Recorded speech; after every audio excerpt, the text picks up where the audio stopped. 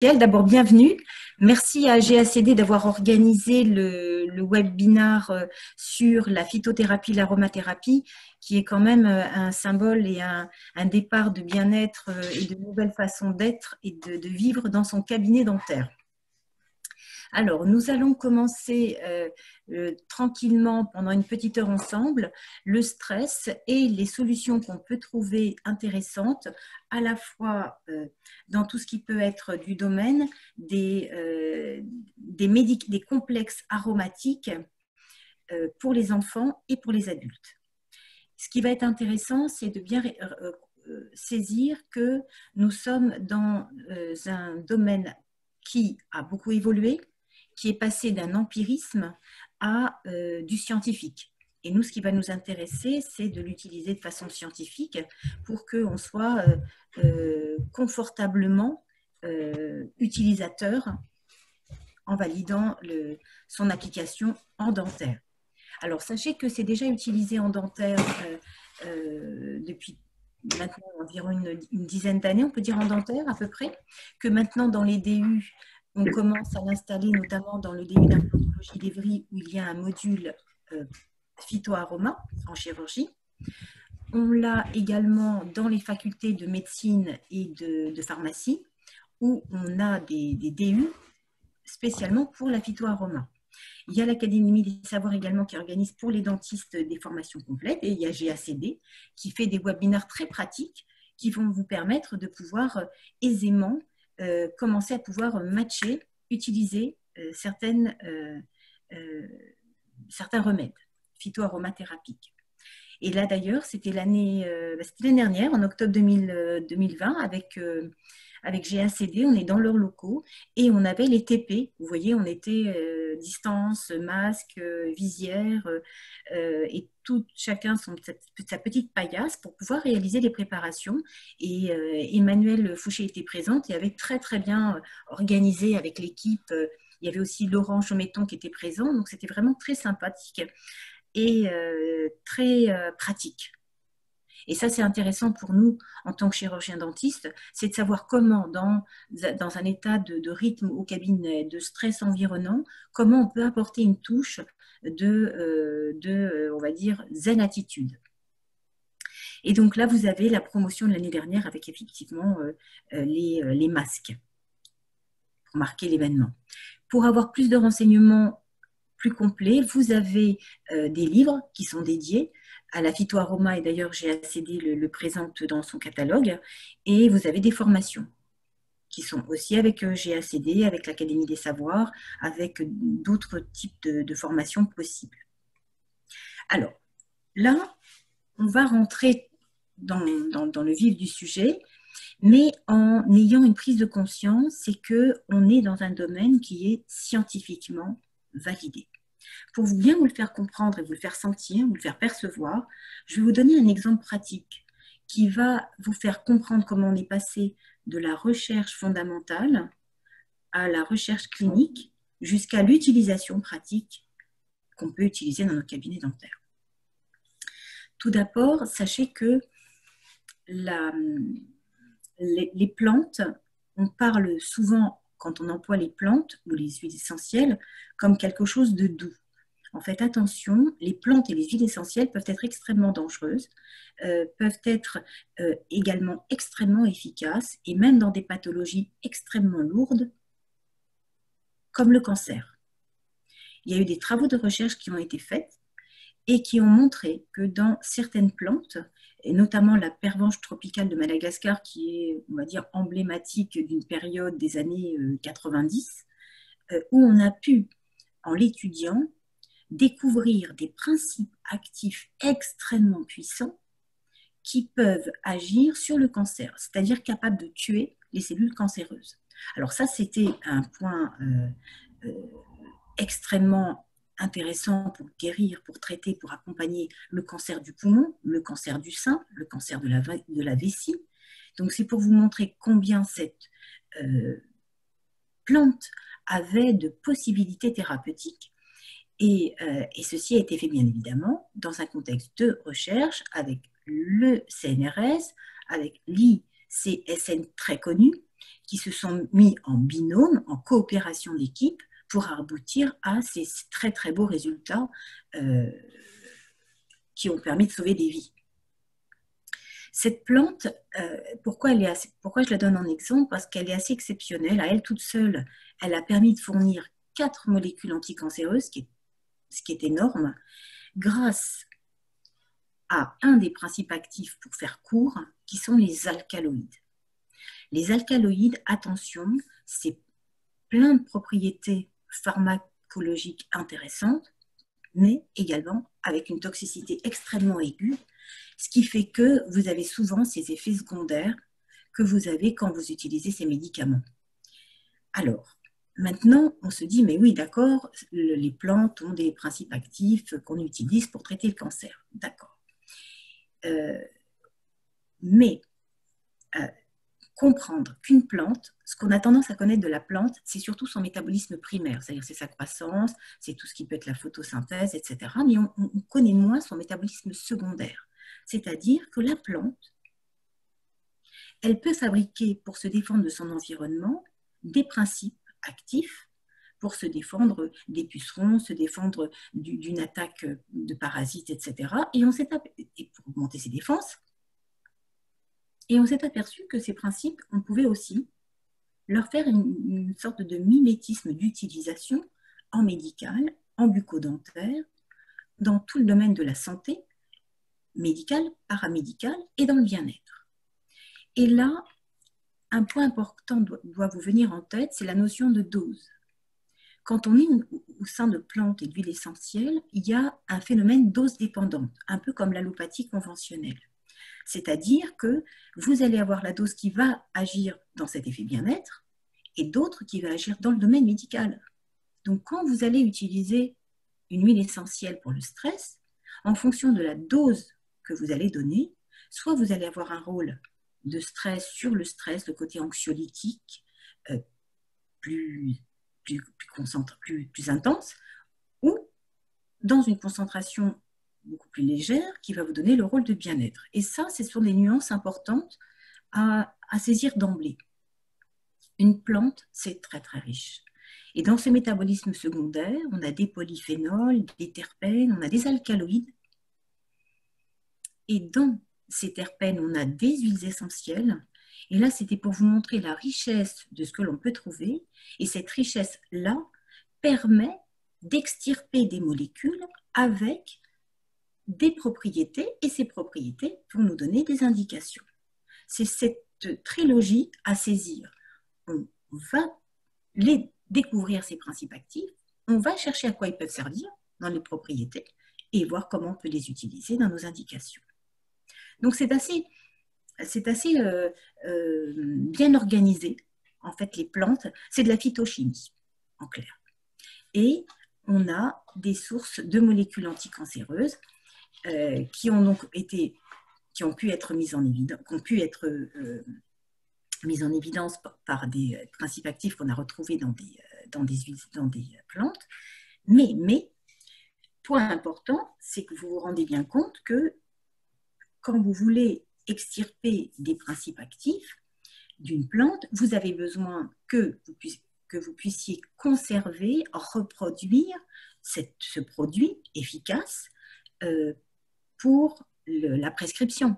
Tout le problème en fait des plantes qui a ralenti un peu son processus d'entrée dans le marché, c'est que c'était sa conservation, c'était sa forme galénique et sa reproductivité dans la quantité des principes actifs par gélule. Et là, il y a eu un très très gros travail qui a été fait et qui a permis d'aboutir, à pouvoir conserver, à pouvoir trouver la forme galénique adéquate, mais ce n'était pas suffisant. C'était pas suffisant, pour vous faire court, c'est que quand on avait besoin d'1 gramme de principe actif, par exemple pour le cancer, il fallait 500 kilos de la plante. Donc on imagine bien que si on fait ça dans le cadre de la culture cellulaire sur sol, ça serait trop gigantesque.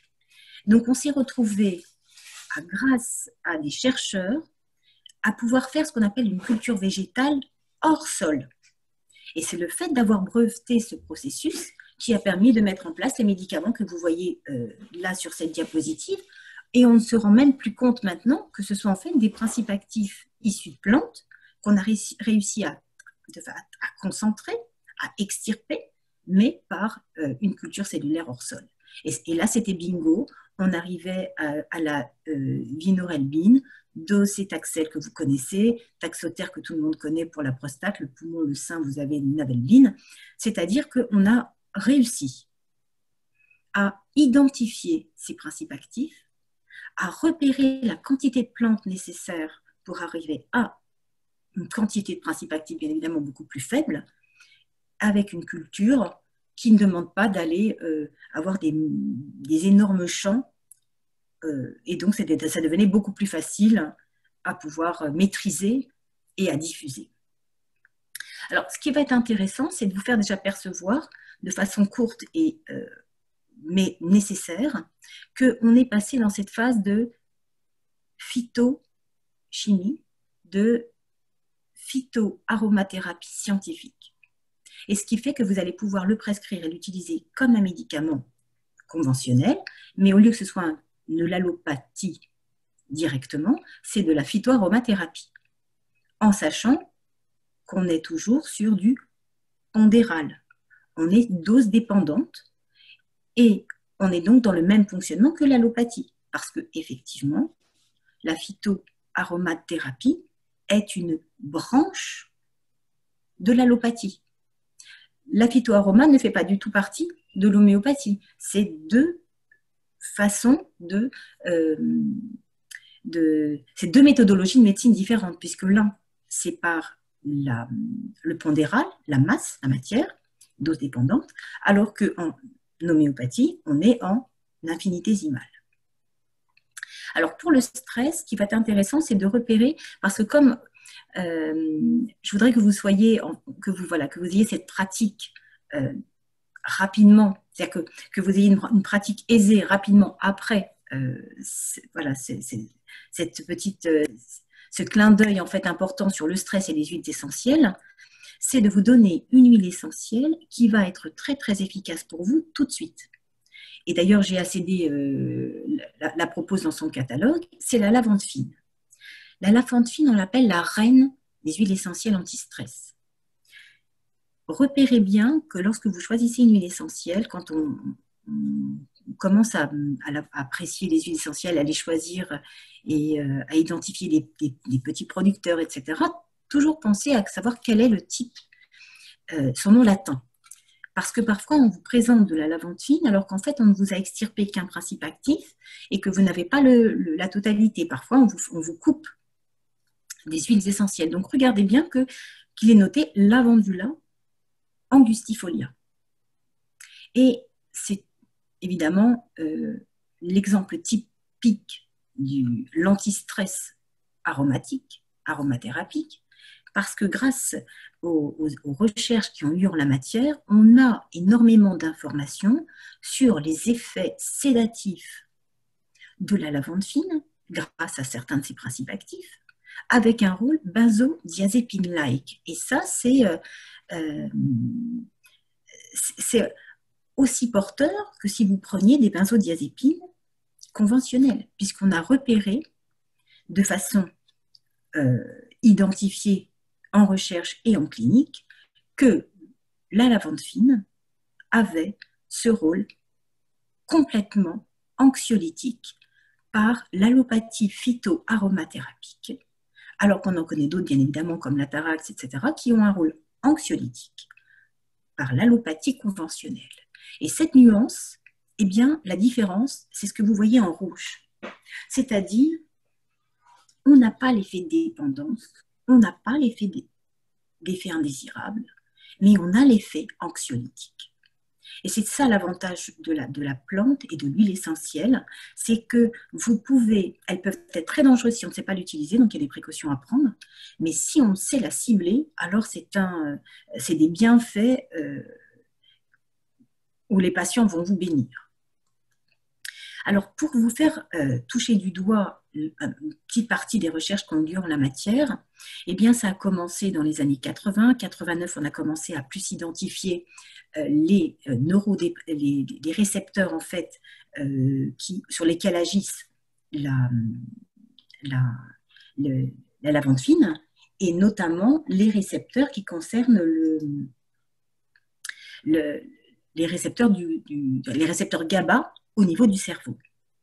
On a commencé d'abord, évidemment, on commence toujours sur les cellules. On a pris ensuite des petits animaux qui ressemblent à des petites souris, que vous voyez dans la deuxième étude, qu'on a commencé bien plus tard en 2007. Mais c'est pour vous montrer qu'on a évolué comme on fait dans tout principe actif en allopathie conventionnelle. C'est exactement le même process avec les mêmes bases. Et ça, c'est intéressant, c'est important, parce que ça vous montre que la démarche a été complètement validée avec le même process et qu'on s'est aperçu que la molécule intéressante par rapport au stress dans la plante aromatique, la lavande fine, c'était le linalol.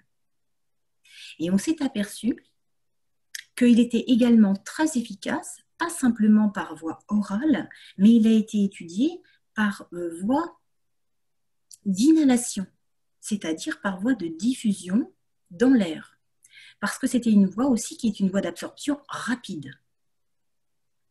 Donc ça a été fait sur des souris. On a également continué en 2006 par des études complémentaires dans les effets sur l'anxiété, sur les relations sociales, sur l'agressivité. Donc on voyait les différents facteurs sur lesquels ça pouvait agir. Parce qu'en fait, on s'est aperçu qu'il avait un rôle relaxant, psychiquement, mais aussi sur le plan du comportement physique. Et là, bien évidemment, vous avez vu, je vous ai mis un fauteuil dentaire en bas, parce que c'était bingo.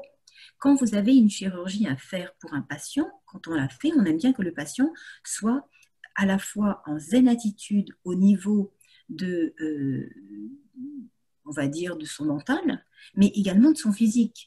C'est-à-dire qu'il n'ait pas des mouvements convulsifs, mais qu'il soit en relaxation physique pour que vous puissiez, vous, intervenir sans avoir des mouvements intempestifs du patient. Et donc, c'est tous ces paramètres-là qui ont été étudiés, en fait. Et on s'est aperçu qu'il avait un rôle tranquillisant, relaxant, par simple inhalation. Donc, il peut l'avoir à la fois si vous prenez la lavande fine par voie orale, par la bouche, également si vous le prenez par voie cutanée, quelques gouttes sur la peau, mais également tout simplement dans l'inhalation au sein du cabinet dentaire, et ça vous remplace les senteurs habituelles que nous connaissons de l'eugénol. Et là, on se retrouve dans des senteurs qui amènent effectivement un bien-être et dans des senteurs très agréables au sein du cabinet dentaire. Et les essais continuaient à se faire entre la cellule, l'animal, et on en est bien évidemment ensuite arrivé aussi à l'être humain, par des études qui ont été randomisées en 2012, pour toujours identifier, répertorier l'action du linalol dans son rôle dans l'inhalation et l'anxiété. C'est-à-dire que là, quand on parle de stress et de phytoaromathérapie, s'il y a une huile essentielle majeure avec un effet benzodiazépine-like, c'est la lavande fine. Donc ne pas se priver surtout de cette huile essentielle qui va avoir un effet marquant, c'est-à-dire que vous allez quand je dis marquant, c'est dans le sens où vous allez avoir l'efficacité sur le stress validée, constatée cliniquement, scientifiquement, mais en même temps sans les effets secondaires qu'on pourrait avoir avec de l'allopathie conventionnelle. Bien sûr, dans notre profession, l'avantage, c'est quand on utilise des anxiolytiques pour avoir une intervention ou si le patient est stressé, on va l'utiliser un temps court. Le fait de l'utiliser un temps court, même s'il y a des effets secondaires, voilà, je fais les questions et les réponses pour vraiment vous faire une synthèse, c'est pas trop grave. Voilà, c'est certes, mais malgré tout, savoir qu'on a une autre possibilité qui n'aura pas d'effet secondaire, qui est en plus dans la demande actuelle, et bien là, voilà, on a tout à y gagner à l'utiliser. Et là, c'était pour vous montrer en fait le schéma du récepteur GABA, où on voit que le linalol a la même cible sur le récepteur GABA de la zen attitude, si je puis dire, que les benzodiazépines.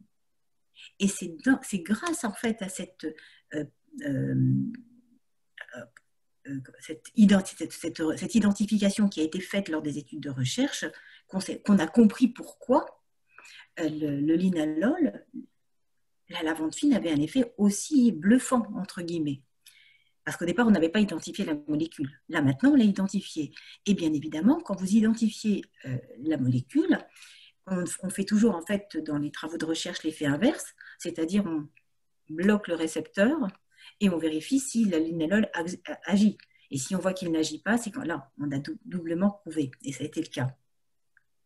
Et là, l'intérêt du linalol, c'est que, c'était pour vous montrer le schéma, quand on va avoir de l'air qu'on va inspirer. On va l'inspirer, ça va commencer à atteindre les cils olfactifs, ça va remonter au cerveau et ça va atteindre le système limbique. Il y a le système conscient et inconscient. Donc, c'est sur les deux tableaux que ça va agir et permettre d'avoir cet effet de relaxation. Ça va également atteindre pas uniquement le cerveau, donc des cellules cibles au niveau du cerveau, donc les récepteurs GABA, mais aussi il va pouvoir agir par la circulation sanguine au niveau des cellules, au niveau des poumons, pour atteindre en fait toute la circulation sanguine. On va se retrouver dans un contexte de multi-portes d'entrée pour permettre au linalol d'agir. Et là, c'était la voie d'absorption, c'est la voie sanguine, c'est les voies respiratoires. Et là, c'est vrai que les voies respiratoires, l'avantage, c'est qu'on a vraiment l'accès direct aux neurotransmetteurs.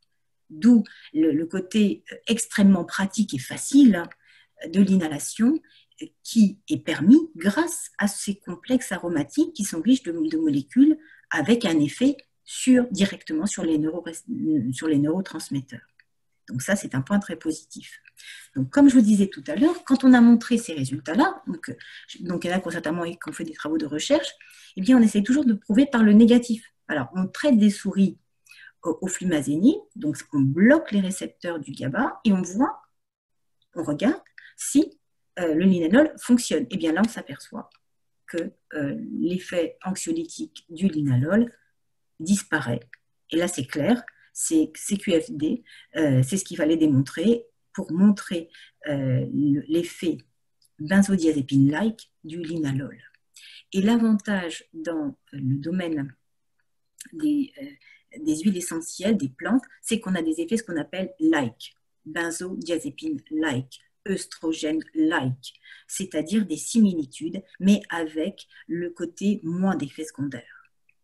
Mais bien évidemment, cela demande une dose, et en fonction de la dose que vous allez utiliser, soit vous allez avoir un effet de bien-être, soit vous allez avoir un effet anxiolytique, effectivement. Florine? Oui. Excuse-moi, Florine. J'ai une question. A-t-on un effet de perturbateur endocrinien en l'appliquant sur la peau? Alors, j'ai pas entendu comment. Est-ce qu'il y a un effet perturbateur endocrinien lorsque l'on applique sur la peau directement? Alors, les perturbateurs endocriniens, c'est un sujet qui est très on va dire, allumé en ce moment. C'est-à-dire, c'est vraiment un sujet qui interpelle depuis à peu près 2-3 ans. Et ça se comprend tout à fait. Concernant la lavande fine, on n'a pas d'effet reconnu perturbateur endocrinien. Ce qu'on a de reconnu perturbateur endocrinien, c'est plus lorsque cette huile essentielle, n'importe quelle huile essentielle, se retrouve dans un récipient en plastique. Et là, à ce moment-là, effectivement, ce sont des produits extrêmement puissants, les huiles essentielles, et elles vont faire une réaction avec le plastique. C'est la raison pour laquelle faites attention quand vous achetez une huile essentielle, de bien vérifier qu'on est dans du verre fumé de qualité, que dans un... voilà, pour éviter cet effet, effectivement, qui est une bonne remarque. Alors, 2 petites secondes, parce que ma batterie est faible, mais pourtant, j'ai branché Ah, les effets du direct. Ouais, je vais tout de suite vérifier si c'est la Ouais, ça serait dommage de tout perdre. tout à fait. On voit plus Florine, mais vous inquiétez pas, elle va. Voilà. Je reviens, soyez rassurés. Je reviens. Donc, ok, on peut reprendre. Voilà, donc non, effectivement, c'était la prise, elle n'était pas complètement enclenchée. Donc, oui, la question, elle est très bonne parce que c'est vraiment un sujet porteur, mais surtout penser dans les huiles essentielles, au contenant. Voilà, parce que le contenant peut réagir et là, on peut avoir des effets, effectivement, dans ce sens-là qui peuvent être tout à fait possibles. C'est une bonne remarque. Ok, merci. Et donc, maintenant, on se dit, OK, c'est super, on peut l'utiliser par voie d'inhalation. Par voie d'inhalation, c'est intéressant parce que c'est facile. On peut le mettre dans une salle d'attente, on peut le mettre dans son poste de travail. Voilà, c'est très facile d'emploi. Il y a aussi une autre façon de procéder, c'est qu'on peut très bien dire, je n'ai pas envie que tous les patients en profitent, mais uniquement les patients qui sont dans un état de stress, qui puissent bénéficier de cette prescription. Et à ce moment-là, des travaux de recherche ont permis de mettre en place des capsules à base d'huile essentielle de lavandula angustifolia qu'on appelle l'ASEA. L'ASEA, c'est un laboratoire notamment suisse qui l'a produit, qui a fait toutes les études en la matière, qui est connu pour être scientifiquement en phyto très avancé. Mais il n'y a pas que, il y en a plusieurs, mais voilà, c'est eux qui l'ont mis en place. Ils ont appelé ce principe actif silexant parce qu'ils l'ont mis justement ces fameuses formes galéniques brevetées qui leur permettent cette reproductibilité et de conservation. Et point clé, pour vous donner une équivalence par rapport à l'allopathie, c'est qu'on a trouvé des effets similaires au lorazépam. On a eu des efficacités qui ont été démontrées en réponse à l'anxiété sur des études cliniques, avec des études contrôlées contre placebo. Donc, c'est-à-dire qu'on a eu des études élaborées, comme dans l'allopathie conventionnelle, pour montrer l'efficacité concrète, avérée, et c'est ce qui a été fait en 2016, sur 2200 patients. Et ce n'est pas tout. On a continué ces études pour c'est-à-dire qu'on a continué les études pour pouvoir évaluer la pertinence et l'efficacité avec des études aussi en double aveugle. Et on s'est aperçu que des capsules molles de 80 mg d'huile essentielle, une par jour, voilà, on a étudié la concentration qu'il fallait, puisqu'on sait que c'est dose dépendante, permet d'apporter cet effet anxiolytique. Et comme ils ont voulu être dans cette démarche de moins d'effets secondaires, etc., donc la démarche positive d'avoir une bonne biocompatibilité, biodisponibilité dans l'organisme, pour chaque patient, il n'y a pas de lactose, il n'y a pas de gluten. Donc pour tous les patients qui peuvent avoir des problèmes de lactose ou de glucose, eh bien, on a pu, grâce à la forme galénique utilisée, eh bien, lever en plus ce problème-là. Et comme je vous l'avais dit, et ça c'était important tout à l'heure quand je vous ai montré les travaux de recherche qui avaient été faits, l'avantage c'est que vous avez le fait qu'on va lever l'anxiété psychique et somatique et l'agitation. Donc on aura un patient qui sera vraiment prêt à recevoir la chirurgie ou l'acte. Et le fait que les effets soient similaires au lorazépam, effectivement c'est quand même un grand plus de ne pas d'avoir une bonne tolérance, d'avoir une efficacité sans dépendance de ce médicament et sans effet secondaire. Donc c'est une option phytothérapique qui est excellente pour le cabinet dentaire, qui est facilement également utilisable comme une gélule, comme une capsule, qui est molle. Je vous ai montré la boîte à côté pour que vous ayez un visuel de présentation et qui vous permet de prescrire, par exemple, l'ASEA en capsule, ou si vous voulez, vous pouvez aussi le demander au pharmacien, c'est-à-dire vous mettez préparation magistrale et vous les faites vous-même. Là, l'avantage, c'est que vraiment, tout a été préparé. On a une question, Florine, et à prendre à quel moment avant l'acte? Alors, très bonne question. Alors, en fait, effectivement, quand on a une personne qui est extrêmement, extrêmement stressée, l'idéal est de prendre environ 3 à 7 jours avant. C'est pour ça que j'allais en parler tout à l'heure, mais c'est une bonne question, parce que voilà, ça montre qu'il y a une compréhension dans les étapes de, du bon emploi et du bon usage. Le bon usage, c'est si c'est un petit stress, on peut faire 3 jours avant, ce sera largement suffisant. Si la personne est vraiment, comme on en connaît certains, qui ont tendance à transpirer au fauteuil, qui ont une peur par anticipation assez marquée, commencez 7 jours avant, et ça vous permettra d'être parfait le jour de l'intervention. Et comme là je vous le disais, il y a eu des études multicentriques en double aveugle qui ont été faites en 2010 et qui ont montré que dans la comparaison du lorazépam et du Lasea, donc linalol, on avait la même efficacité.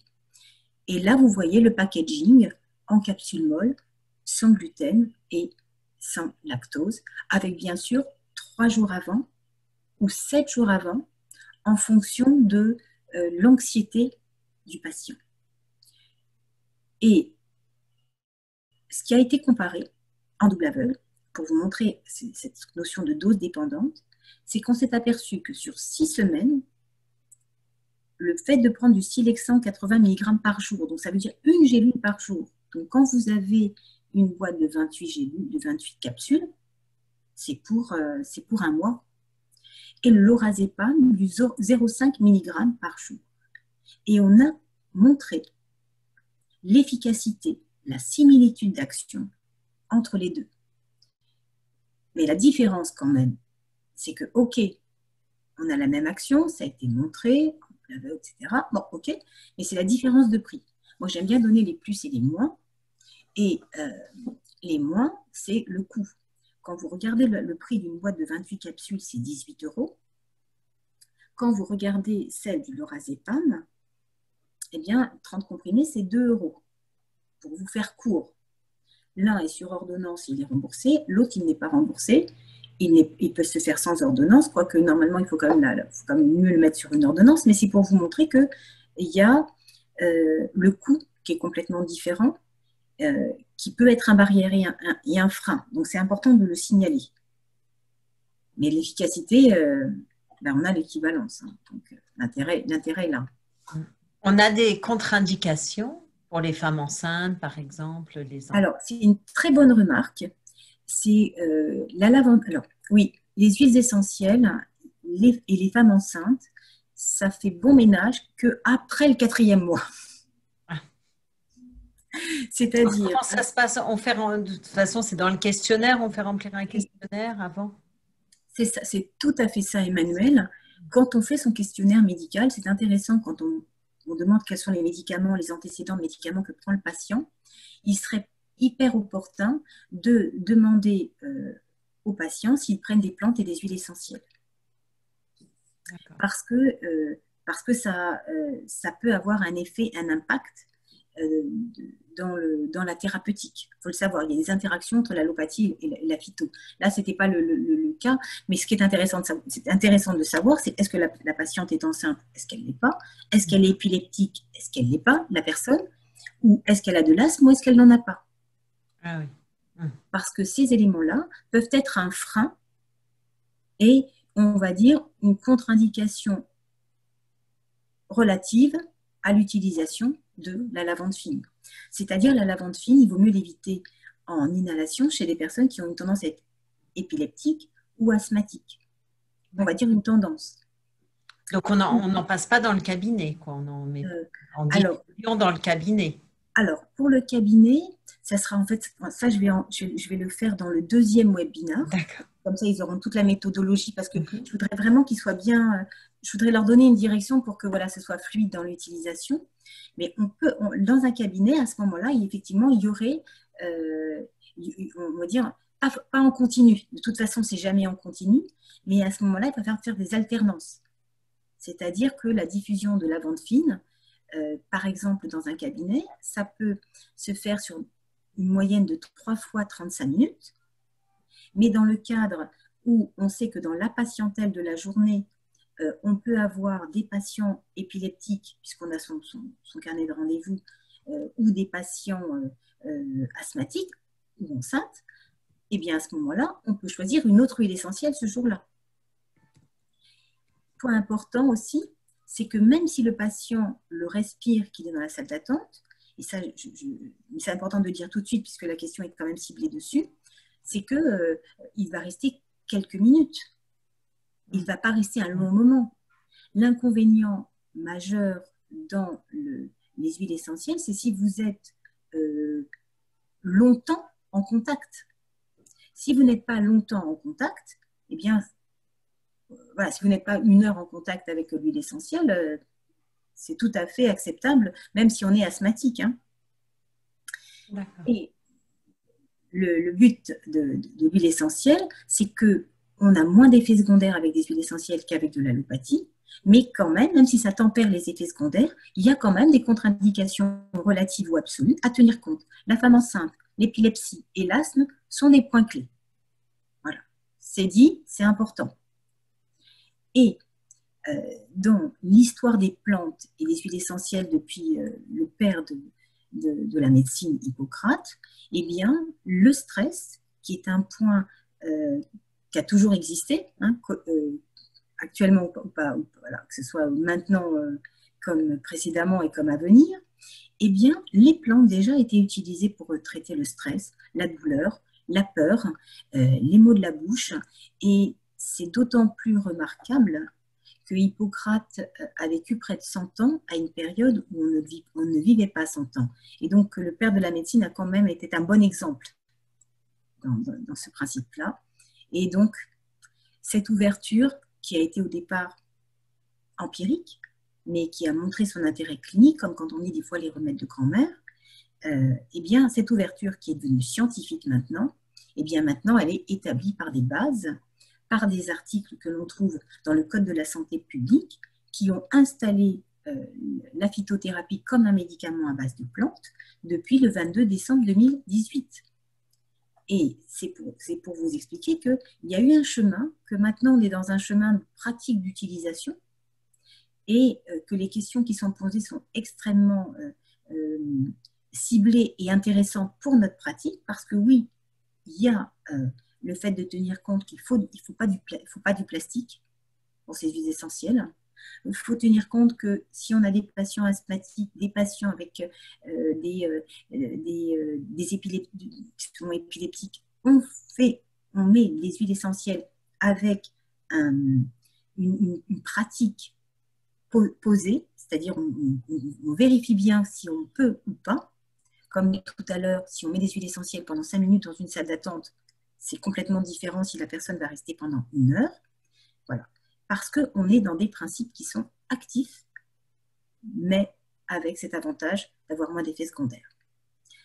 Dans la phytothérapie du médicament, sachez que vous pouvez avoir soit la plante dans son totum, soit une partie de la plante, soit des associations de plantes.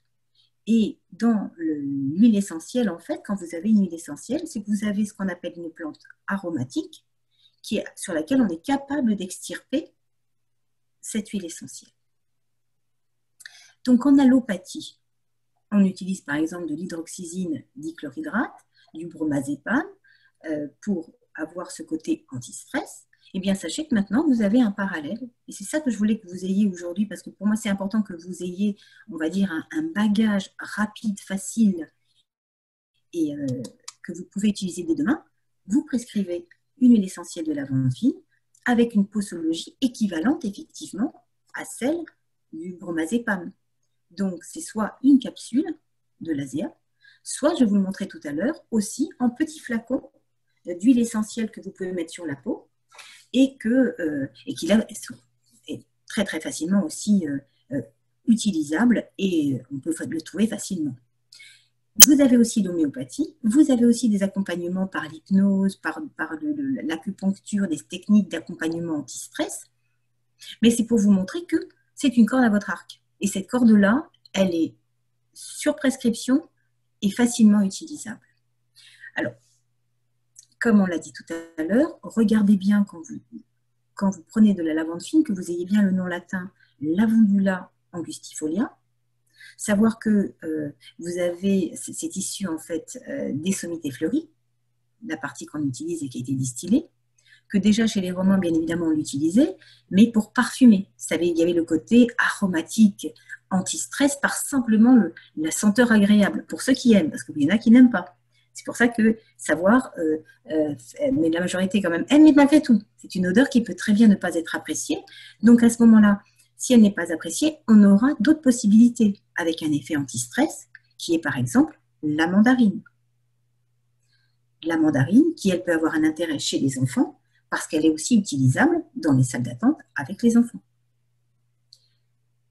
On a constaté, parce que les Romains, même sans avoir les outils scientifiques de preuve, ont remarqué ces effets calmants et ces effets soporifiques qui permettent de dormir tranquillement.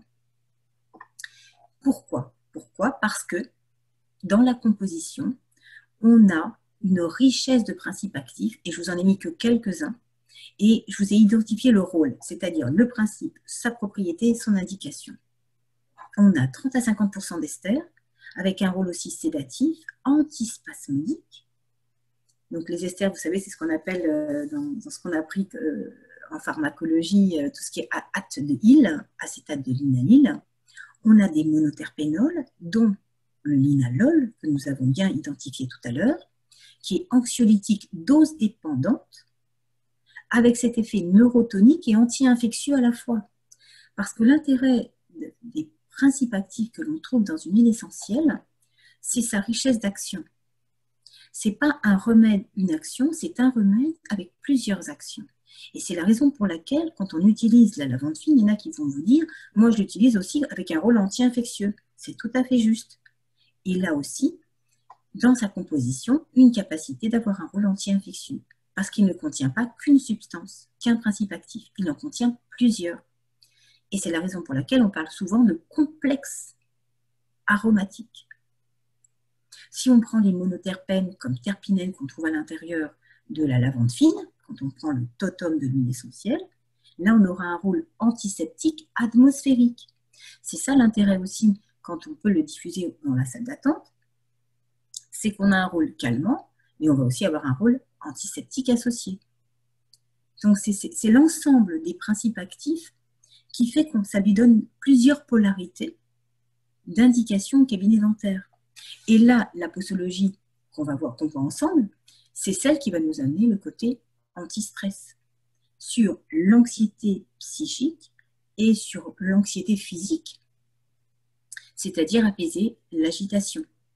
Ça aide au sommeil, donc ça peut préparer le patient à recevoir la chirurgie en le prenant avant, parce qu'il va passer de très très bonnes nuits de sommeil en le prenant avant. 3 jours ou 7 jours. Pensez que chez l'enfant, il vaut mieux l'éviter avant 7 ans, faites-le plutôt après, et puis l'utiliser chez l'adulte. Vous voyez, là, je vous ai mis une petite image sympathique de vous montrer un petit peu ce côté un peu agité à tout niveau, et comment la lavande fine va pouvoir avoir ce côté régulateur. Alors, maintenant, ça, c'est important, parce que le but, c'est comment l'utiliser. Eh bien, l'utiliser, je vous ai montré une image avec le poignet. Le poignet, c'est très facile, et ça peut même se faire par l'assistante. Lorsque le patient entre, qu'il est préparé à la chirurgie, l'assistante peut commencer aussi à lui mettre 2 gouttes d'huile essentielle sur le poignet, où le patient peut venir avec son flacon et avec cette notion de 1 à 2 gouttes en friction et en inhalation pendant 1 minute. Alors, l'efficacité, c'est pas en le prenant 5 secondes. C'est-à-dire, l'efficacité, vous allez l'apercevoir avec une inhalation d'1 minute, avec 2 gouttes minimum. Vous pouvez aller jusqu'à 4 gouttes, et dans la journée, aller jusqu'à 6 gouttes. En clair, 3 jours avant ou 7 jours avant, le patient prend 3 fois 2 gouttes. 3 fois 2 gouttes, inhalation 1 minute. Et lorsqu'il vient vous voir pour l'intervention du jour J, au cabinet, vous pouvez lui rajouter 2 gouttes. Ça fera 8, mais ce n'est pas du tout gênant. Parce que je vais vous donner des doses d'efficacité à partir de 6 gouttes et vous pouvez aller jusqu'à environ 8. Tentez de ne pas dépasser 12 gouttes. Mais de 6 à 8, 10, on est dans les doses d'efficacité. Et c'est vendu sous forme de petits flacons, vous voyez en verre fumé, de 10 ml. Et là, vous allez percevoir l'amélioration au niveau de l'anxiété. Alors, il y en a qui, lorsque c'est la nuit, le mettent même sur leur oreiller. Et à ce moment-là, au lieu de le mettre sur le poignet, eh bien, ils respirent la senteur de leur oreiller. C'est aussi une possibilité. On peut aussi l'avoir, vous voyez, là vous avez l'exemple d'une assistante dentaire qui prépare le patient qui vient à peine de rentrer avant de le préparer à la chirurgie, ou alors éventuellement on peut faire aussi pour un soin, pour une anesthésie lorsque le patient est anxieux face à une piqûre. Eh bien vous préparez avec une huile essentielle que vous déposez sur le poignet. Toujours percevoir 6 gouttes à 8 gouttes avec une inhalation d'1 minute, avec une friction tout d'abord pour qu'il y ait une pénétration par voie cutanée, ce qui nous amène à la voie sanguine, pour qu'on ait une action rapide, et l'inhalation parce que vous vous rappelez que ça remonte directement au cerveau au niveau des récepteurs GABA avec un effet benzodiazépine-like. Donc, ce que je vous ai aussi montré, alors attendez, peut-être que je vous remontre. Alors, vous voyez, quand vous regardez l'huile essentielle, je vous l'ai montré en flacon. Vous pouvez l'avoir en flacon de 10 ml, mais vous avez aussi des préparations prêtes à l'emploi sous forme de roll-on. C'est-à-dire, vous voyez des petits sticks, des petits flacons avec un petit stick que vous appliquez directement, comme un baume. Et donc, voilà. Et ça, à ce moment-là, ça devient individuel et le patient peut venir avec. Il y a aussi d'autres façons de procéder. C'est ça l'avantage en fait de la prise de l'huile essentielle. C'est que vous pouvez l'avoir par des capsules, par voie orale. Vous pouvez l'avoir par inhalation, vous le respirez. Vous pouvez le poser aussi sur le poignet, en cutané. Alors, bien évidemment, l'huile essentielle de lavande fine peut se mettre à même la peau. D'autres huiles essentielles ne le permettent pas forcément. D'autres huiles essentielles peuvent demander à mettre un support d'huile végétale pour qu'on n'ait pas un effet, on va dire, caustique sur la peau. Mais l'huile essentielle de lavande fine, puisqu'on est dans le cas du stress, vous pouvez aisément le faire. Vous pouvez aussi choisir un autre biais par voie orale, mais avec le côté une cuillère à café de miel. Donc vous prenez 2 gouttes dans une cuillère à café de miel le soir pour vous endormir. Dans le cadre de l'utilisation avec cet effet benzodiazépine-like, alors à ce moment-là, il faudra le faire 3 fois par jour. N'oubliez pas quand même de vous brosser les dents, de dire aux patients de ne pas s'endormir avec les huiles essentielles et le miel. Voilà, ça c'est important. Mais c'est toujours dans cette méthodologie de 6 gouttes réparties dans la journée avec des modes d'utilisation qui peuvent être soit le miel, soit la tisane, soit la capsule, soit cutanée, soit inhalation, avec 6 gouttes. Ou la capsule qui est déjà prédosée, donc voilà, vous n'avez pas besoin de... Voilà, vous la prenez et 1 par jour suffira. Quand on le fait dans un diffuseur, là, comme on l'a dit tout à l'heure, c'est vrai que c'est important, c'est que tout le monde va en bénéficier. Donc, si on ne veut pas que tout le monde en bénéficie parce qu'on ne sait jamais qui peut se trouver dans la salle d'attente, eh bien, vous avez une utilisation de prescription individuelle qui est tout à fait possible. Ça, c'est un point important, c'est qu'il y a une aisance de prescription des huiles essentielles. Mais, et comme quelqu'un l'a bien signalé tout à l'heure, effectivement, pour les femmes enceintes, évitez en général toute huile essentielle. Je dis en général, parce que ce n'est pas toutes, mais quand même, par sécurité, mieux d'éviter les huiles essentielles avant le 4e mois, sauf dans certains cas ponctuels. Mais là, on est dans des éléments, point clé. Là, il est mieux d'avoir un repère général pour être dans un confort de prescription. L'éviter aussi chez les enfants de moins de 7 ans. Et la voie cutanée, la voie d'inhalation sont à privilégier parce que c'est des voies très, très, très faciles. N'oubliez pas qu'une huile essentielle, ce sont des principes actifs extrêmement puissants et qu'il ne vaut mieux pas les utiliser directement purs par voie orale. Mieux toujours les coupler, soit avec le miel qu'on a vu tout à l'heure, soit avec une petite tisane, avec en fait une huile végétale, avec un support, parce que ça peut vous brûler les muqueuses, donc faire très attention, et de respecter les doses journalières. Si quelqu'un prend une huile essentielle de lavande fine, mais qui va se mettre 2 gouttes comme ça à un moment donné, il va avoir un effet relaxant, mais il n'aura jamais un effet anxiolytique, parce qu'on est dans des doses dépendantes. Point important, c'est qu'on peut aussi être allergique à une huile essentielle. Ce n'est pas très fréquent, mais ça peut arriver. Donc, on peut conseiller à la personne qui n'a jamais utilisé d'huile essentielle de faire un test au pli du coude, de mettre 2 gouttes et de vérifier s'il n'y a pas une réaction de rougeur, d'inflammation, qui ferait qu'à ce moment-là, il vaut mieux ne pas l'utiliser. Ce n'est pas fréquent, mais c'est bon à savoir. Ce sont vraiment des keynotes de repères dans la prescription des huiles essentielles. C'est jamais pur par voie orale, parce qu'on peut avoir des brûlures. Éventuellement, le test au pli du coude et toujours respecter les conseils d'utilisation pour chaque huile essentielle.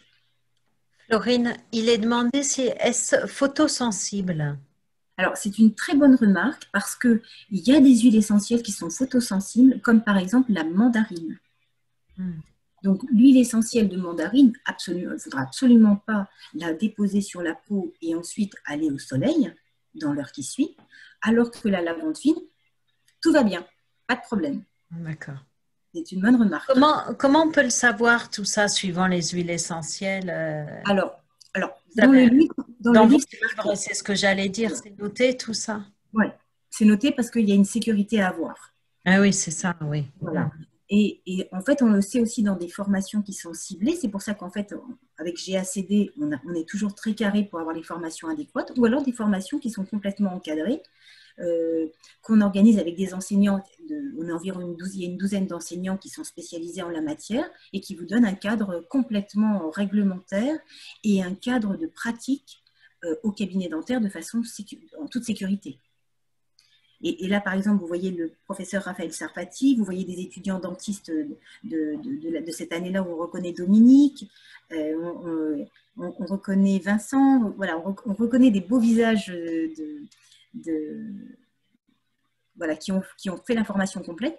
Mais effectivement, si on veut par soi-même, comme ça, rapidement, avoir l'information, c'est soit un livre, soit les formations comme ça, comme des webinaires qui sont intéressants parce qu'on a des points clés.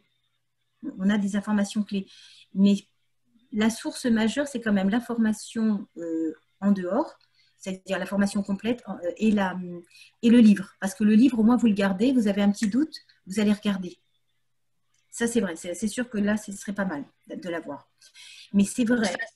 J'aime beaucoup la remarque qui a été posée. Parce que je mettrai le lien pour le livre. Voilà. Parce que je trouve pour les gens qui sont intéressés. Ben oui. Mais je trouve qu'actuellement, il n'y a pas assez d'informations à ce sujet-là. Donc, c'est pour ça que la question, je la trouve vraiment ciblée, pertinente en la matière. C'est vraiment ça, en fait. Et là, c'était pour montrer des exemples de formation où on était l'année dernière ça, c'était pour un petit clin d'œil à la situation actuelle. Vous voyez, même avec la Covid, vous voyez, on réussit quand même. On arrive quand même. Il y avait même une étudiante l'année dernière qui venait du Maroc, qui était prof de paro au Maroc, à la faculté de Rabat, qui, on la voit en visio et pour pouvoir faire sa soutenance de mémoire. Donc, il y a toujours des possibilités. Là, comme là, on a la chance avec GACD de pouvoir s'entretenir tous ensemble. Donc, c'est très sympa. C'est très sympa. On peut. Mais le présentiel est aussi très sympathique. On verra ça au deuxième semestre, le présent. Et d'ailleurs, avec Emmanuel et toute l'équipe de GACD, on l'avait fait en présentiel et on voit tout le monde en blouse avec les masques, les visières et bien sûr tout le protocole pour préparer soi-même les préparations pour les dentistes, les assistantes et permettre de pouvoir être acteur et maîtriser l'huile essentielle, parce que c'est en forgeant qu'on devient forgeron. À partir du moment où on l'a fait soi-même, j'ai remarqué que les chirurgiens dentistes qui l'avaient fait, eh bien, étaient beaucoup plus à l'aise dans la pratique. Voilà, moi, je dis toujours que le plus dur, c'est pas de faire, c'est d'oser faire. Voilà. Et une fois qu'on a commencé à se lancer, alors là, ça y est, on démarre. Et là, vous voyez d'un côté, on voit des dentistes et des assistants dentaires qui étaient présents ce jour-là et qui font les préparations. Est-ce que Emmanuel se souvient de ces moments-là? Oui, oui, bien sûr, sans problème. Ouais. Et donc, c'était intéressant voilà, de percevoir que, vous voyez, c'est des associations d'huile essentielle et d'huile végétale que l'on prépare et que l'on peut utiliser, notamment pour le stress, puisqu'on peut les appliquer sur la peau. Et ça permet d'avoir une sécurité. Par exemple, la question qui a été posée, qui était très pertinente sur est-ce que c'est photosensible, est-ce qu'on peut l'utiliser à même la peau? Quand on n'est pas sûr, c'est pas gênant. On prend un support végétal, d'une huile végétale dans laquelle on va incorporer les huiles essentielles, ce qui fait qu'on est en toute sécurité. Ah, du moment qu'on mélange qu'on mélange l'huile essentielle à une huile végétale, c'est bon, on ne prend pas de risque. C'est ça. Parce qu'on a le vecteur. On n'a pas le côté caustique violent des principes actifs. Et en plus, cette huile végétale, elle a un deuxième intérêt, c'est que selon l'huile végétale que l'on choisit, on va avoir un effet qui est en fait plus pénétrant. Ah oui, d'accord. Donc, c'est une valeur ajoutée. Et c'est extrêmement intéressant, notamment, et ça on verra dans le troisième webinaire, quand on fait de la chirurgie, qu'on veut avoir une belle cicatrisation avec les huiles essentielles et les huiles végétales, en post-op, en massage, en baume sur les muqueuses. Donc là, c'était les parties qui correspondaient en fait à la visite du jardin botanique. Ça, c'est la formation si on a un an à consacrer. Quand je dis un an, c'est 6 jours dans l'année. C'est 6 modules. Ah oui. Donc, en fait, c'est 6 modules de 2 jours, ça fait plutôt 12 jours. Et ça vous permet de pouvoir en fait faire toute la formation complète sur les plantes et les huiles essentielles et comment l'utiliser en dentaire avec les travaux pratiques et l'accompagnement de GACD qui est partenaire. Donc voilà, ça c'est les possibilités. En 2022, ça va commencer le 27 janvier, toujours 6 fois 2 jours. Et avec la formation que j'espère on pourra faire davantage en présentiel. Mais tant qu'on a la visio, c'est toujours aussi très bien. Là, c'est le livre où vous avez toutes les références de tout ce qui est possible en dentaire et en odontostomato, donc aussi en chir et en dentaire, en pédo, en endo, en ortho. Mais point important, si quelqu'un a une question à poser, Emmanuel, on peut la poser et on peut y répondre. Si dans un webinaire, on peut avoir un côté, on a un cas clinique et on voudrait avoir la réponse, c'est tout à fait possible. Voilà, je suis tout à fait partante pour répondre et accompagner. Concernant... Oui. Oui, pardon. Bien sûr, de toute façon, je vais envoyer le lien. Il y aura le replay que vous pourrez tous voir. Je vais vous envoyer le lien qui sera disponible dès lundi sur le site Event et sur la chaîne YouTube de GAC. Et vous pourrez poser vos questions aussi que je relayerai au docteur Boukobza. Il n'y a aucun souci. Et moi, ce que je voulais faire pour cette première partie, parce que comme on est en soirée, je veux faire quelque chose de simple et de facilement assimilable. Donc, en fait, retenir que pour le stress, il y a 2 huiles essentielles majeures. C'est soit l'huile essentielle de lavande fine que là, j'ai décodé complètement. Vous connaissez la quantité, c'est environ 6 gouttes par jour que vous commencez 3 à 7 jours avant. Vous rajoutez 2 gouttes le jour même quand le patient arrive et vous allez voir que vous allez le mettre tout de suite à l'aise et de façon confortable dans son attitude physique et psychique d'accueillir la séance. Ça, c'est très important. Et que vous l'avez en plusieurs possibilités. La version petit flacon de 10 ml, c'est extrêmement pratique, facile à trouver. Et celle-ci, vous pouvez l'utiliser sans huile végétale. En revanche, si vous savez que votre patient peut avoir un contexte épilepsie, asthme, enceinte ou enfant, eh bien, vous avez la possibilité d'utiliser l'huile essentielle de mandarine. Ça vous donne en fait 2 possibilités de pouvoir utiliser une huile essentielle avec ces senteurs qui vont avoir un rôle, en fait, limbique sur l'inconscient et accompagner la relaxation, mais en même temps avoir un rôle physique identifié sur les récepteurs de la relaxation, sur les récepteurs GABA. Alors, Florine, justement, il y avait une question sur l'huile essentielle de mandarine, Oui. parce qu'a priori, il y en a plusieurs, rouges, vertes. Oui. Alors, en général, la base, on a sur les variations, on a des principes actifs pour l'anxiété qui sont à peu près similaires. Donc, il ne faut pas trop s'inquiéter. On peut faire le choix et les variables. Voilà. Ce n'est pas comme la lavande fine. Il faut vraiment vérifier quand vous avez bien mis du lavandula ou du stifolien. Voilà. Donc, Okay. c'est une très bonne. Et au niveau de la posologie, c'est la même chose. Voilà. Voilà. Emmanuel, bravo. Voilà. Non, mais je dois dire que c'est les questions des praticiens. Oui, c'est dit, c'est juste. Je me fais porte-parole. Ben voilà. Et les laisser en live s'ils souhaitent vous C'est exactement poser. ça. Donc, c'est effectivement sur le principe des 6 à 8 gouttes. Mais comme elle est photosensibilisante, attention, si on en met sur le poignet, on évite le côté soleil. Voilà. Ouais, ça, c'est très important. C'est pour ça que j'apprécie les questions parce qu'elles sont complètement dans la cible. C'est parfait. Moi, je félicite les dentistes là qui suivent parfaitement bien le message en fait. Et donc, dans l'accompagnement, ce qui va être intéressant dans la suite des 2 autres webinaires, c'est de voir l'intérêt dans le bien-être et dans l'assainissement et comment le mettre de façon pratique au cabinet, notamment dans l'utilisation de certains diffuseurs. Donc ça, on le verra au mois de mai, le 27 mai. Et on en aura également un autre le 7 octobre, où là, ce sera pour la chirurgie. Là, on sera dans les extractions, on sera dans les chirurgies parodontales, dans les chirurgies implantaires, et comment booster la récupération post-opératoire et avoir une plus belle cicatrisation du site. Et ça, c'est d'autant plus intéressant quand on est dans des cas, notamment de patients comme des diabétiques, des patients qui ont plus de mal à cicatriser ou qui cicatrisent plus lentement. Là, on va avoir un booster sans effet indésirable. Donc là, c'est vraiment très, très, très, très intéressant. Donc ça, c'était pour vous retenir les dates, hein, comme on dit, save the date.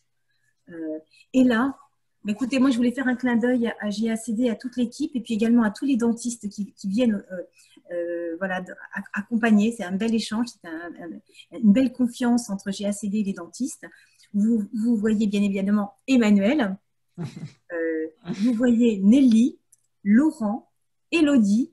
Vous voyez également de très très sympathiques dentistes en bas que je connais. En fait, ça fait partie de la promotion de Garancière que je connais, qui sont des amis de fac, carrément. Donc, c'était vraiment hyper adorable qu'ils étaient venus à une dédicace et à une réunion aussi chez GACD, l'équipe GACD. Et puis, Laurence qui n'a pas pu être présente là aujourd'hui parce qu'elle était débordée. Mais c'est pour vous dire, voilà, c'est le côté, on est tous ensemble, dans une même direction, dans une même voie, pour accueillir l'échange, le partage, avec une harmonie de cœur et de positivité au niveau des actes. Voilà. Et c'est pour ça que je vous dis, ce qui est important, c'est no stress. Oui, c'est ça, no stress. No stress. Hyper important. Voilà, une bonne équipe ensemble. Et le fait de mettre cette partie de limiter le stress dans un cabinet dentaire ou de le supprimer carrément, parce qu'en fait là, vous allez sentir la zen attitude arriver, c'est de la santé générale. Parce que enlever le stress, c'est pas que l'anxiété du moment, c'est aussi augmenter l'immunité de la personne. Puisque nous savons tous, même pour nous en tant que chirurgien dentiste, il a été montré que le stress pouvait favoriser des maladies parodontales. Donc, c'est à la fois un intérêt sur le plan psychique, de confort, et puis même dans les senteurs du cabinet, on n'est plus dans le génol. Donc, c'est vrai qu'on passe à une nouvelle ère dans le 21e siècle, mais c'est aussi dans ce côté où on va augmenter le potentiel santé parce qu'on va booster les défenses immunitaires. Et là, en ce moment, les défenses immunitaires sont précieuses dans le contexte actuel d'autant plus. Donc, on a vraiment tout à gagner.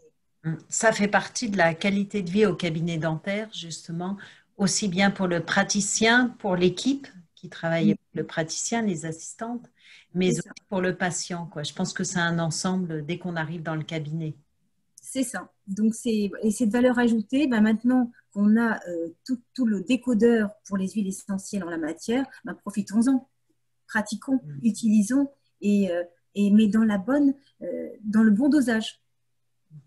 Alors, Voilà. peut-être y a-t-il des questions? Je vois des grands merci déjà sur le chat. Ah ben, merci. Euh, C'est vrai que je n'arrive pas à vous lire, hein, je ne vous vois pas. C'est vraiment, je suis un petit peu. En fin de compte, il a écrit un grand merci à Florine pour sa très intéressante présentation, immédiatement utilisable en cabinet. C'est ça.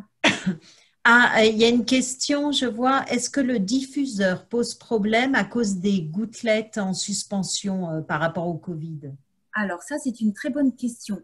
En fait, les huiles essentielles, ce sont effectivement des gouttelettes, forcément.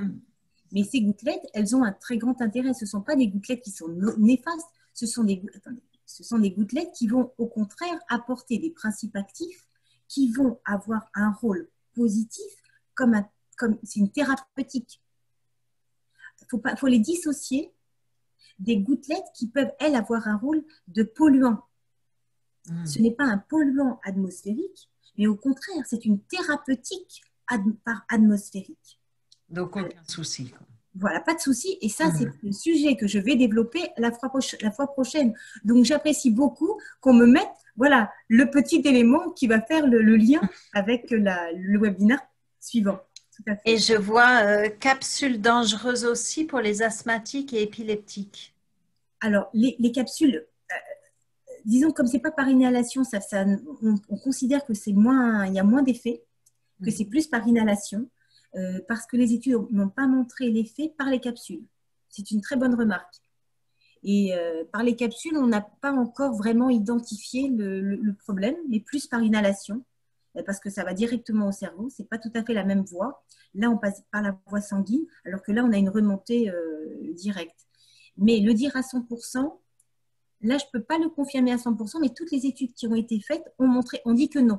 Mais moi, c'est vrai que je reste encore un peu vigilante. Voilà. C'est pour ça que, si vous l'avez remarqué, je ne l'ai pas signalé. Parce que même si les études, effectivement, ont été en ce sens, je préfère poursuivre l'évaluation actuellement que de poser un avis. Voilà, parce qu'on est encore un petit peu entre deux. Mais la remarque est très bonne.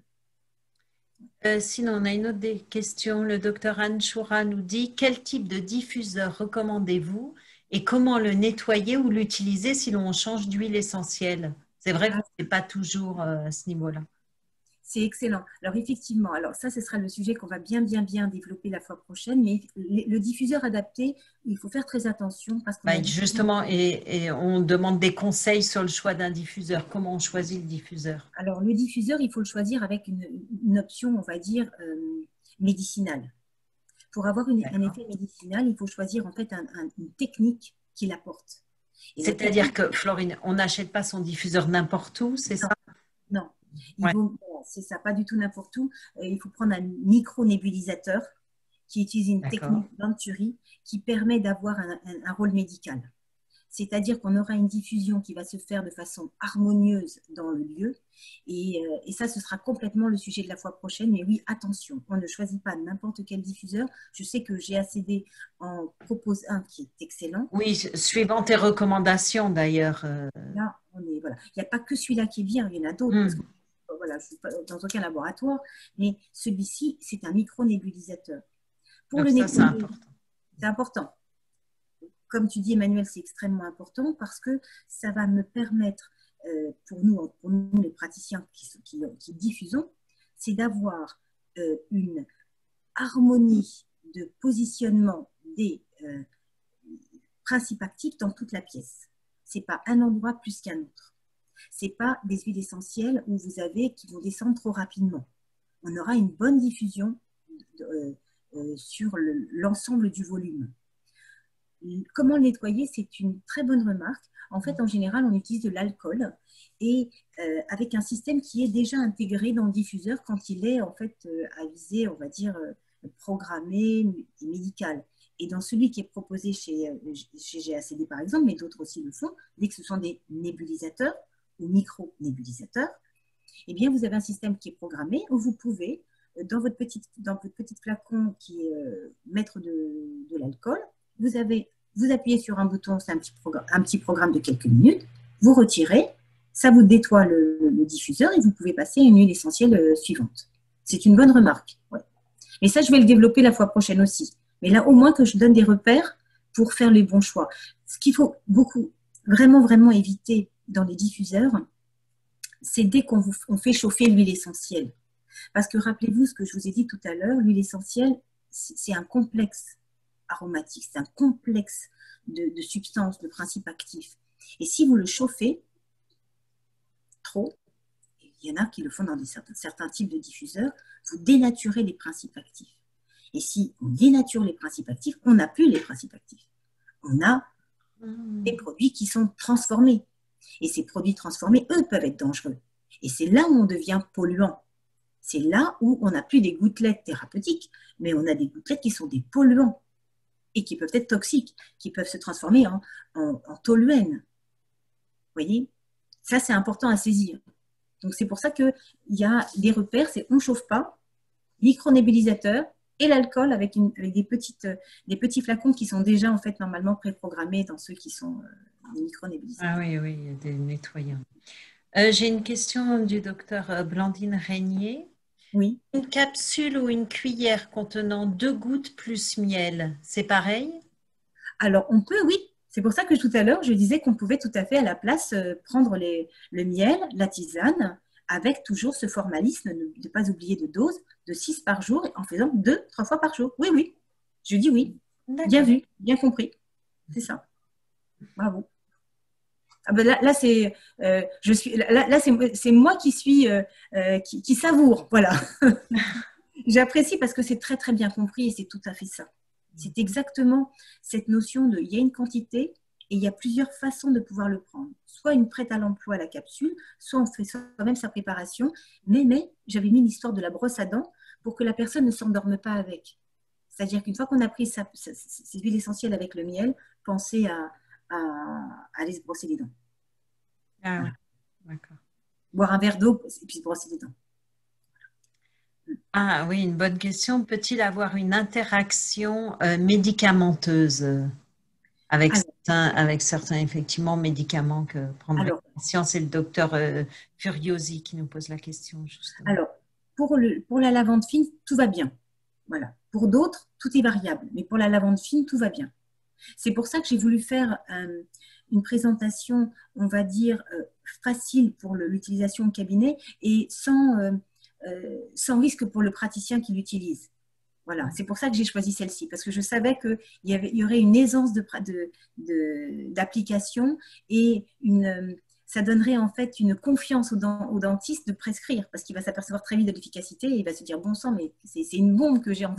Oui, c'est très simple. C'est ça. Moi, je voulais ce côté simple et très efficace. Pour moi, c'est ça l'essentiel. Et pour la mandarine, on oui. me demande. Et pour la mandarine, c'est pareil, c'est très simple. C'est très simple, voilà. C'est les deux. Et en plus, la mandarine, à la limite, elle est encore plus simple puisqu'elle s'utilise chez les enfants, chez les femmes enceintes. Ah oui. Donc là, c'est royal. Hein. C'est juste le côté photosensibilisation que j'ai entendu tout à l'heure. Oui, voilà, tout à fait. Ce petit point qu'il faut faire attention. D'accord. Alors, a priori, je ne sais pas s'il y a d'autres questions. Si quelqu'un veut prendre la parole, j'ai ouvert les micros. Je pense que vous pouvez ouvrir votre micro normalement. Donc... mais ce que je pourrais dire en complément, c'est de faire attention avec l'homéopathie. Voilà, c'est intéressant parce qu'on a posé la question. Est-ce qu'avec le... Moi, je fais les questions-réponses. Hein. Oui, mais c'est très bien parce qu'on ne se pose pas forcément les questions. Oui, parce qu'on n'y pense pas forcément. Mais oui, tout à fait. Avec l'allopathie, ça va, mais pas forcément avec l'homéopathie. C'est-à-dire que quand vous avez votre trousse d'huile essentielle, ne la mettez pas à côté de votre trousse de granules d'homéopathie. Parce que ça peut avoir un effet de perdre l'efficacité des granules d'homéopathie. Donc, il faut vraiment que quand vous conservez vos huiles essentielles dans votre aromathèque ou dans votre tiroir, ce ne soit pas le même que celui de l'homéopathie. Et que quand vous prenez des huiles essentielles, eh bien, vous attendiez environ 1 heure avant de prendre les granules d'homéopathie. Ah oui, c'est-à-dire qu'il faut demander au patient aussi s'il ne prend pas déjà de l'homéopathie, donc. Voilà. Ok. En revanche, avec l'allopathie, tout va bien. Avec l'homéopathie, tenir compte de ce point clé. 1 heure de décalage et pas en même temps, et pas dans les mêmes tiroirs. Voilà. Ah, parce que tout ce qui est huile, huile essentielle, c'est d'une puissance d'action qui neutralise complètement et qui annule complètement l'action de l'homéopathie. Donc là, il faut vraiment avoir cette prise de conscience. Voilà. Une fois qu'on a ça, tout va bien. Et je suis ravie qu'il y ait cet échange et que, voilà, que par Emmanuel, parce que moi, j'arrive pas à voir ce qui se dit, voilà, qu'il y ait cet échange parce que ça montre l'objectif de prescrire et là, tout va bien. Voilà, c'est ça, voilà, là, je suis ravie. Alors, a priori, j'ai pas d'autres questions. Est-ce que quelqu'un a des questions si quelqu'un souhaite poser une question en direct, qu'il n'hésite pas par le chat ou en ouvrant son micro. Et en sachant que s'il y a d'autres questions à un autre moment, ils peuvent même les garder pour la fois prochaine. Hein. Tout va bien. Hein. Bien sûr, bien sûr. Mais merci d'avoir tous été présents parce qu'après le cabinet, c'est pas forcément évident. Ouais, c'est vrai. Donc voilà, c'est vraiment voilà. Bravo à tous d'avoir été présents et puis d'avoir été très très pertinent dans les questions parce que là, on voit qu'il y a un esprit déjà de pratiquer. Et c'est vrai qu'on peut remercier GACD d'être présent parce que dans le catalogue, il y a tout ce qu'il y a, il y a vraiment les huiles essentielles, il y a les diffuseurs, il y a vraiment des principes actifs de phytoaromas qui sont présents et qui sont toujours dans cette notion de bien-être et de nous accompagner. Donc voilà, on est en bonne compagnie ensemble là. Oui, c'est vrai, tout à fait. Ben, tout le monde te dit merci, Florine. Moi, je voudrais dire donc nous sommes mercredi. Donc vendredi ou lundi, vous allez recevoir un mail de ma part avec un lien pour avoir le replay de la conférence. Je vous mettrai, si ça vous intéresse, aussi le livre de Florine, les livres de Florine. Comme ça, vous aurez les liens pour les commander.